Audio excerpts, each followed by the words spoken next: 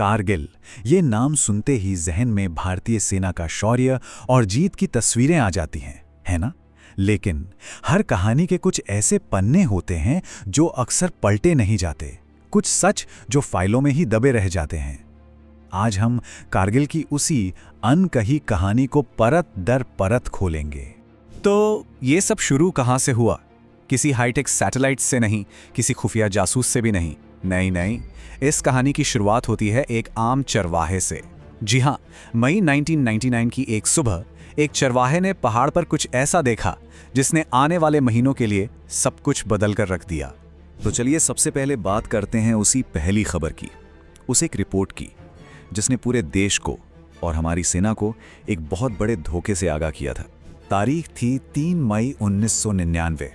लद्दाख के बटालिक सेक्टर में ताशी नामग्याल नाम के एक चरवाहे की नज़र कुछ लोगों पर पड़ी। ये कोई आम लोग नहीं थे, उनके पास हथियार थे। उन्होंने फौरन आर्मी को इत्तला दी।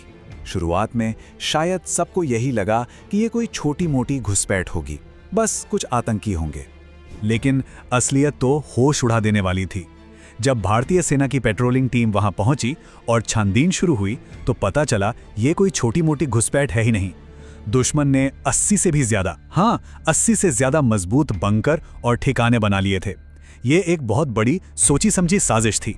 ये सब रातों रात नहीं हुआ था, बल्कि ये तो पिछले 6 महीने से चल रहा था, बिल्कुल हमारी नजरों के नीचे।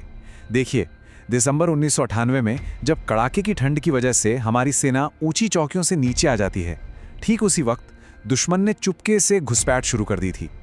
ये एक साइलेंट इन्वेजन था। कारगिल की कहानी में शौर्य तो बहुत है, लेकिन एक बेहद दर्दनाक पहलू भी है। एक ऐसा सच जिसे दबाने की बहुत कोशिश की गई। ये कहानी है कैप्टन सौरभ कालिया और उनके साथियों की।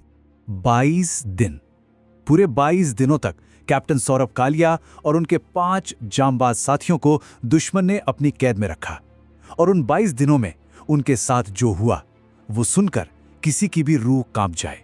जब उनके पार्थिव शरीर भारत को सौंपे गए तो सच सामने आया। पोस्टमार्टम रिपोर्ट ने वो राज खोले जो इंसानियत को शर्मसार कर देते हैं। उनके शरीर पर जलने के निशान थे, हड्डियां टूटी हुई थीं, सिगरेट से दागा गया था और आंखें तक निकाल ली गई थीं। ये जिनेवा कन्वेंशन का खुल्लम खुल्ला उल्लंघन था। एक ऐसा अंतर्राष्ट्रीय कानून जो कहता है कि युद्ध बंदियों के साथ ऐसा बर्ताव नहीं किया जा सकता। ये एक युद्ध अपराध था। और सोचिए, उनके पिता एनके कालिया पिछले 25 सालों से अपने बेटे के लिए इंसाफ की लड़ाई लड़ रहे हैं। उनका कहना है कि सच को इसलिए दबाया गया ताकि डिप्लोमेटिक रिश्ते खराब न हो। उनकी ये लड़ाई हमें याद दिलाती है कि एक सच को दबाने की कीमत एक परिवार पूरी जिंदगी चुकाता है। तो एक तरफ तो ये सब हो रहा था और दूसरी तरफ पाकिस्तान दुनिया के सामने एक बड़ा झूठ बोल रहा था। एक ऐसा झूठ जिसे एक फोन कॉल ने बेनकाब कर दिया। पाकिस्तान पूरी दुनिया में ढिंडोरा पीट रहा था कि कारगिल में जो घुसपैठिए हैं वो कश्मीरी मुजाहिदीन हैं, यानी आज़ादी के लिए लड़ने वाले, और पाकिस्तानी आर्मी का इससे कोई लेना देना नहीं है। पर हकीकत तो ये थी कि वो मुजाहिदीन नहीं बल्कि पाकिस्तानी सेना के ही सैनिक थे। और इस झूठ का पर्दाफाश कैसे हुआ? हमारी इंटेलिजेंस एजेंसियों ने एक फ़ोन कॉल इंटरसेप्ट की। ये कॉल किसी और की नहीं बल्कि पाकिस्तान के army chief general Pervez Musharraf और उनके chief of general staff general Aziz Khan के बीच थी। और इस एक कॉल ने पाकिस्तान के सारे झूठ की पोल खोल दी। और अगर इसके बाद भी कोई शक बाकी था तो वो खुद परवेज़ मुशर्रफ ने अपनी autobiography in the line of fire में दूर कर दिया। उन्होंने साफ साफ लिखा, कारगिल मेरी स्ट्रेटेजिक योजना थी। बस इसके बाद कहने सुनने को कुछ बाकी नहीं रह गया था। चलिए, पाकिस्तान का झूठ तो पकड़ा गया, लेकिन एक सवाल हमारा भी पीछा नहीं छोड़ता। सवाल ये कि आखिर इतनी बड़ी चूक हमसे हुई कैसे? ये हमारी सबसे बड़ी नाकामी क्यों मानी जाती है? जरा सोचिए, 800 से ज्यादा सैनिक 140 से ज्यादा पहाड़ी चोटियों पर 6 महीने तक कब्जा जमाते रहे और हमारी इंटेलिजेंस को इसकी हवा तक नहीं लगी। आखिर ये हुआ कैसे? इसकी एक बड़ी वजह थी जिसे कहते हैं स्ट्रेटेजिक ब्लाइंड स्पॉट, मतलब हमारी नजरें कहीं और थीं।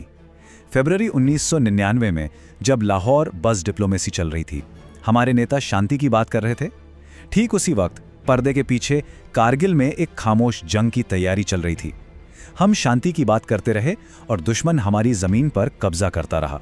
और इस एक चूक की कीमत बहुत बड़ी थी। 527 ये सिर्फ एक नंबर नहीं है, ये 527 वीर जवानों की शहादत है, 527 परिवारों का कभी न खत्म होने वाला दर्द है।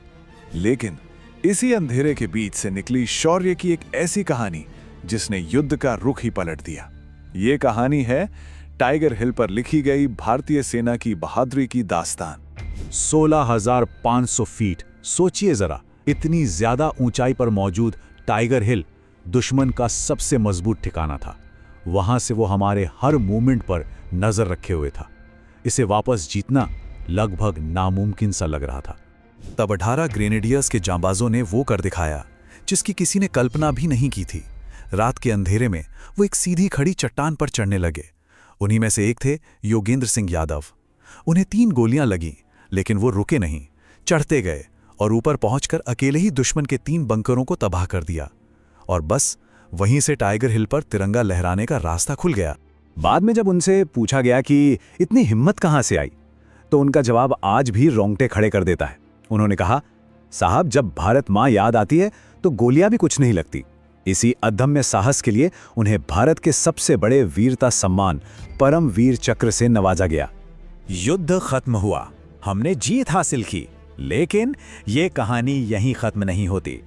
कारगिल अपने पीछे कुछ ऐसे सवाल छोड़ गया जिनके जवाब आज भी धुंधले हैं। जैसे कि अमेरिका की भूमिका क्या थी?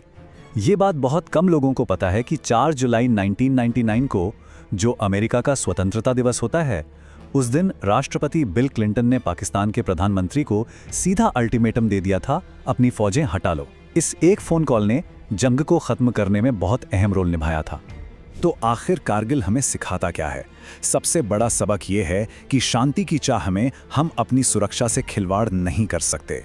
इंटेलिजेंस की एक चूक की कीमत हमारे जवान अपनी जान देकर चुकाते हैं।